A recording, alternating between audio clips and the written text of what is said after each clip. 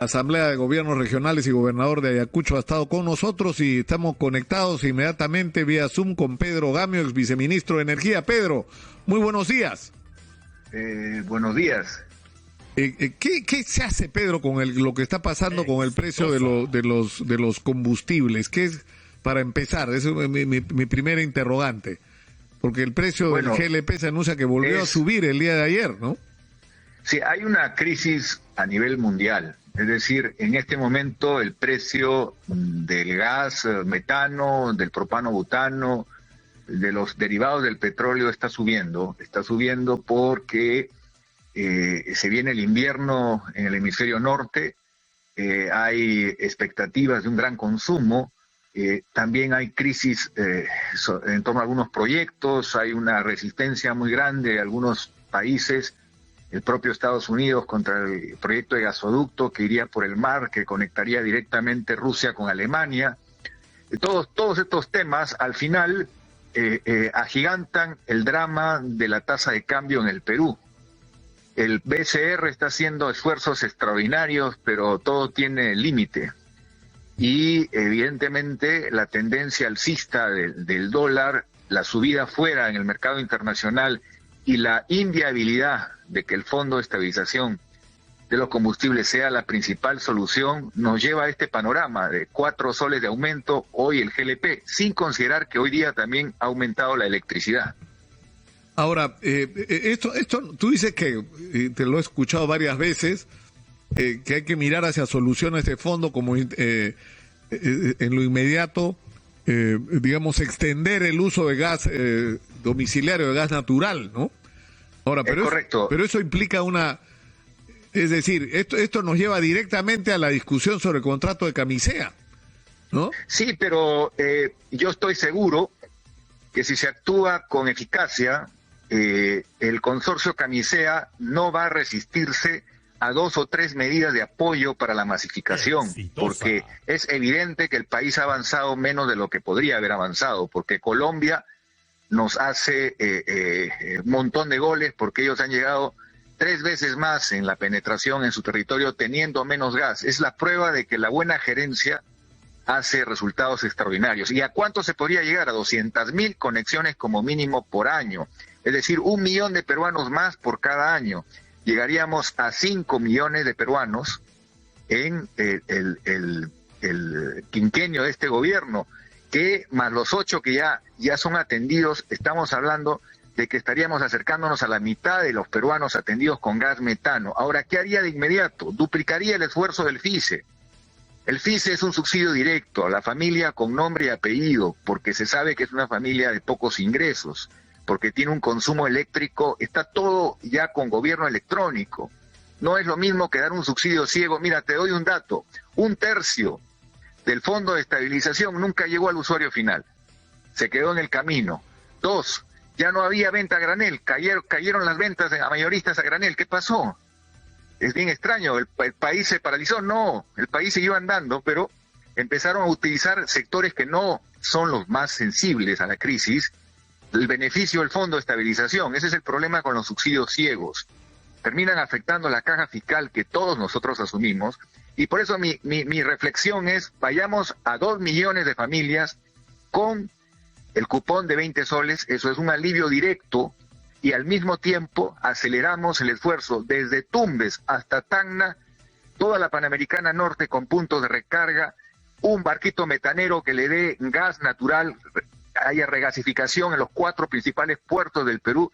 Habría unos resultados extraordinarios, porque el gas del lote 88 no depende del precio internacional, y esa es una ventaja que el país tiene, y es casi el único país en el mundo que tiene esa ventaja de contar con un combustible que, por no haber costado al inversionista la exploración del recurso, porque eso lo descubrió Shell, y Shell se fue, nos ha dejado la oportunidad de vender el gas por debajo del precio más bajo del mundo, que es el de Estados Unidos. Es decir, Perú vende por debajo del precio del país que tiene el precio más económico en el mundo. Entonces tenemos las herramientas para ayudar a las familias peruanas, pero empecemos con los más humildes y hagámoslo de manera eficaz. Si no, vamos a seguir con esta crisis, y es como la mesa del Perú es como un gran cristal.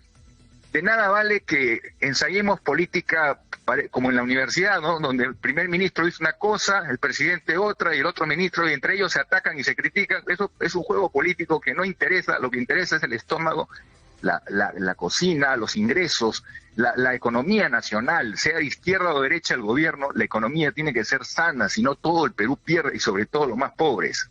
Pedro, te voy a agradecer que te mantengas conectado porque tengo que ir a la pausa y quiero preguntarte, para que pienses una respuesta puntual tras la pausa, exactamente qué es lo que hay que negociar del contrato o de los contratos con el consorcio Camisea.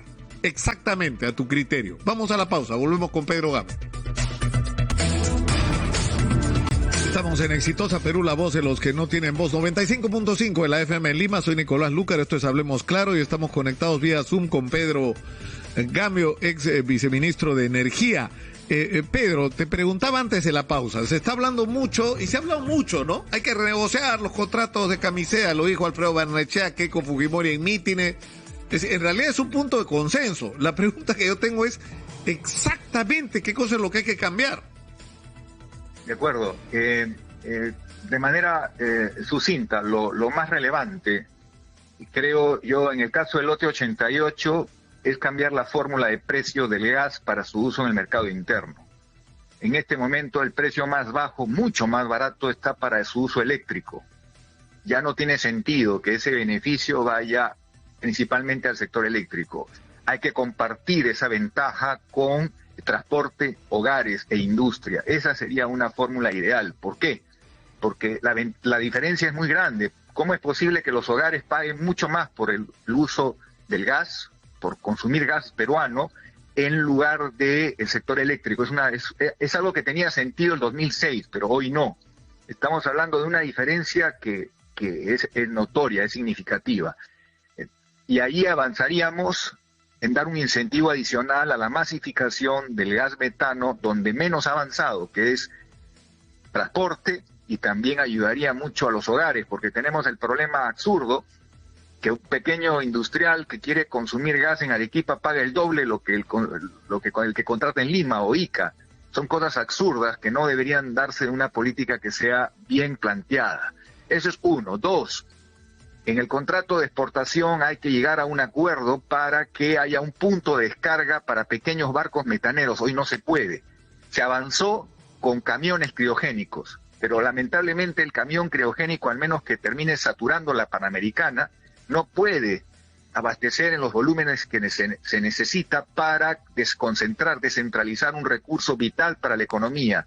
Entonces podemos tener un barco metanero y para eso hay necesidad de instalar una adecuación al puerto de Melchorita que permita atender embarcaciones pequeñas. No claro, solamente pero de lo que estás hablando barcos. Entonces, pero Pedro, eso ya no sería exportación, es decir, eso sería destinar parte del gas que se está exportando a abastecer el mercado interno a través de este buquetanque, ¿no? Metanero. Sí, pero que ya, Nicolás, eso ya se hace. Eso ya se hace con camiones criogénicos. Claro. O sea, ya se está haciendo, pero lo que hay que hacer es ampliar la cobertura para que los puertos más grandes del Perú sean también puntos de recepción de gas que luego se regasifica, y es increíble el beneficio que se va a lograr, porque ya la gente no va a decir, pero ¿para qué voy a tener mi vehículo a gas si solo lo tengo en la ciudad, pero salgo de la ciudad, ya no tengo gas? El industrial va a decir, uy, caramba, qué bueno, mi planta pesquera va a tener gas natural como lo tiene Paita, entonces voy a tener en Chimbote los precios más económicos como los tiene Paita. Entonces, porque Paita aprovecha el gas de Sechura.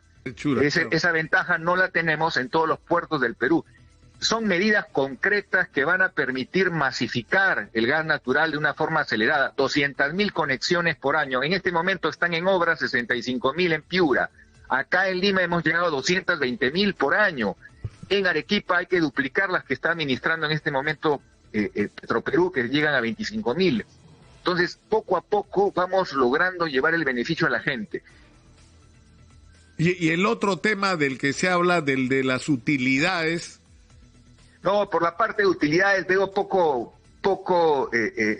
camino, porque las diferencias se han dado básicamente en la reexportación. El Perú ganó por unanimidad de los jueces un arbitraje, le pagaron la deuda, incluso hubo una situación donde por segunda vez se produjo este problema e inmediatamente la empresa cubrió la diferencia en la reexportación y con eso los temas se han zanjado. Es cierto que falta formalizar la segunda parte del mandato del arbitraje, es decir, un mecanismo que evite que este problema se repita, y eso es una situación muy saludable, que el fallo arbitral termine de cumplirse cabalmente para que llegue el gas a México, aunque se descargue en México, pero si su destino final es Japón, se pague la regalía por el mayor precio que el Perú recibe. Por el precio que se paga, o sea, por lo que nos pagó el destinatario final del gas, no el intermediario. Y en este momento los embarques, mi estimado Nicolás, los embarques están yendo a mercados que pagan más, ya no se le está vendiendo a México.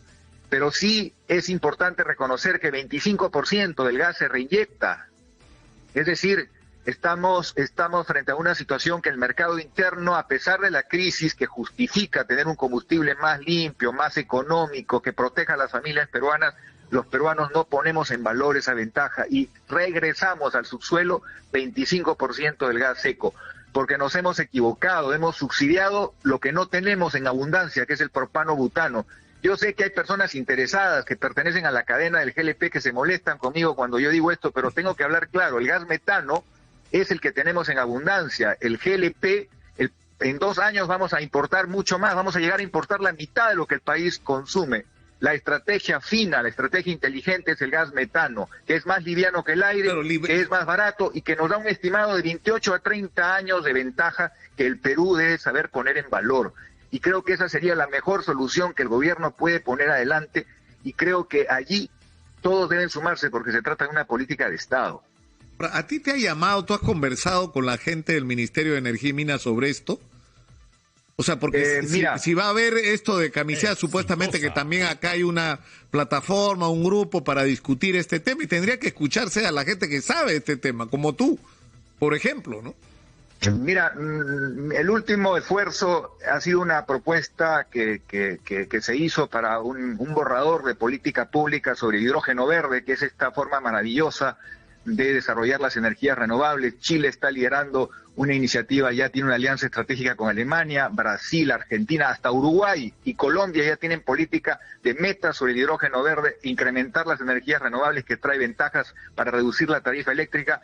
El documento está entregado en el ministerio y estamos a órdenes de colaborar, porque cuando se trata de ponerse la camiseta del Perú, es lo que cuenta. Yo no voy a pedir trabajo, voy a simplemente a explicarle al ministro mis ideas en base a un grupo multidisciplinario que existe, y ya que él tome la decisión que considere. Pero es verdad lo que dice Nicolás, hay muy poco diálogo y lamentablemente los puestos a veces se cubren con personas que por primera vez asumen ese campo y esa tarea. Llegan a enterarse, ¿no es cierto? Hay gente muy calificada, en la industria. Ahora, el viceministro de Hidrocarburos recientemente nombrado es un viejo profesional con mucha trayectoria, pero el viceministro no tiene la última palabra la tiene el ministro, y es necesario que tenga un equipo. Yo le doy un consejo al ministro de Energía y Minas, que algo que para mí fue impresionante, del don Mario Samamé Bollo, una persona muy sabia de la política minera y energética del Perú. Él formó un consejo de personas que habían ocupado el cargo de ministros durante la gente más lúcida que tuvieron distintos gobiernos, y nada perdía escuchando. Para mí era increíble ver esa pequeña reunión de sabios, claro, donde hablaban y analizaban, y al ministro lo orientaban y le decían: mire usted, yo haría esto. Y el ministro decide, pero escuchar no es malo. No, y es importante, porque la experiencia vale. Escuchar a la gente que sabe, que es lo que interesa. Pedro, te agradezco muchísimo, y ojalá vamos a invitar al ministro de Energía a plantearle este tema, que en realidad es lo que deberían hacer todos, ¿no? Es decir, no solamente incorporar al aparato del Estado a la gente calificada, no a la que participó en la campaña, a la que le debes algún favor, no, a los que son capaces, ¿no es cierto? Y por el otro lado, crear espacios para escuchar a la gente que tiene aportes para hacer, que están en los colegios profesionales, que están en la empresa privada, que están en diversas organizaciones, ¿no es cierto?, en las universidades. Un dato importante, Nicolás. Mira, hoy en el hemisferio norte están circulando buses con gas licuefactado que les da 1.000 kilómetros de autonomía y frente al diésel es 30% de ahorro. Podría renovar con vehículos nuevos que contaminan menos toda la flota de transporte de carga y de personas, incluida la posibilidad en la costa del famoso ferrocarril movido con gas natural. Todo eso se puede hacer realidad. Pedro, te agradezco mucho. Ha sido, como siempre, muy gentil. Pedro Gamio, ex viceministro de Energía, ha estado con nosotros. Son 10:43 de la mañana. Vamos a nuestra campaña, perdón.